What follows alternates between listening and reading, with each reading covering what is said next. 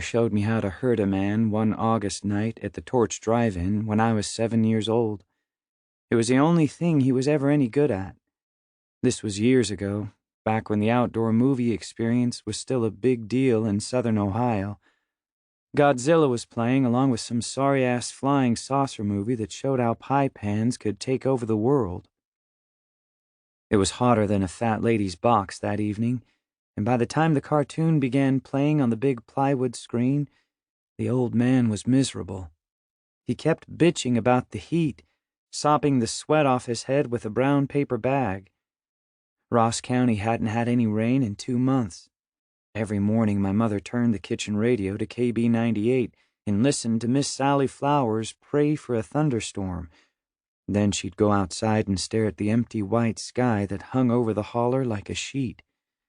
Sometimes I still think about her standing in that brittle brown grass, stretching her neck in hopes of seeing just one lousy dark cloud.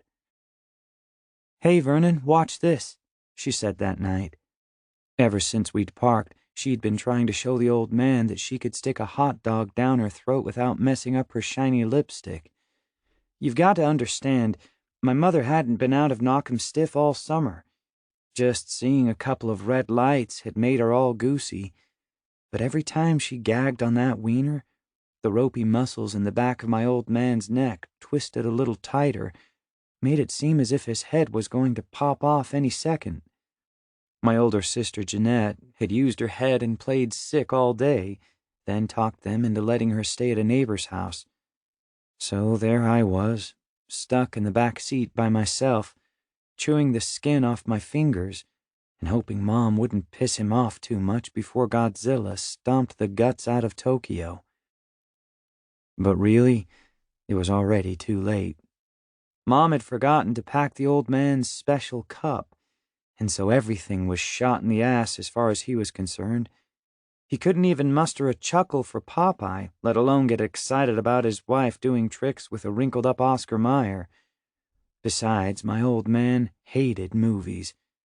"Screw a bunch of make-believe," he'd say, whenever someone mentioned seeing the latest John Wayne or Robert Mitchum. "What the hell's wrong with real life?"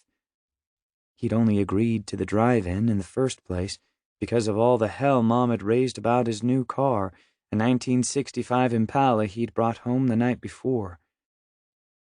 It was the third set of wheels in a year. We lived on soup, beans, and fried bread, but drove around Knockemstiff like rich people. Just that morning I'd heard my mother get on the phone and rag to her sister, the one who lived in town. "The son of a bitch is crazy, Margie," she said. "We couldn't even pay the electric bill last month." I was sitting in front of the dead TV, watching watery blood trickle down her pale calves. She'd tried to shave them with the old man's straight razor, but her legs were like sticks of butter. A black fly kept buzzing around her bony ankles, dodging her mad slaps. "I mean it, Margie," she said into the black mouthpiece. "I'd be out of this hellhole in a minute if it wasn't for these kids." As soon as Godzilla started, the old man pulled the ashtray out of the dash and poured a drink in it from his bottle. "Good Lord, Vernon," my mom said. She was holding the hot dog in midair, getting ready to have another go at it. "Hey, I told you, I ain't drinking from no bottle. You start that shit, you end up a goddamn wino." He took a slug from the ashtray, then gagged and spit a soggy cigarette butt out the window. He'd been at it since noon, showing off the new ride to his good-time buddies. There was already a dent in one of the side panels. After a couple more sips from the ashtray, the old man jerked the door open and swung his skinny legs out. Puke sprayed from his mouth, soaking the cuffs of his blue work pants with old Granddad.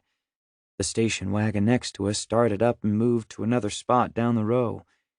He hung his head between his legs for a minute or two, then rose up and wiped his chin with the back of his hand. "Bobby," he said to me, "one more of your mama's greasy taters and they'll be planting your old daddy." My old man didn't eat enough to keep a rat alive, but any time he threw up his whiskey, he blamed it on Mom's cooking.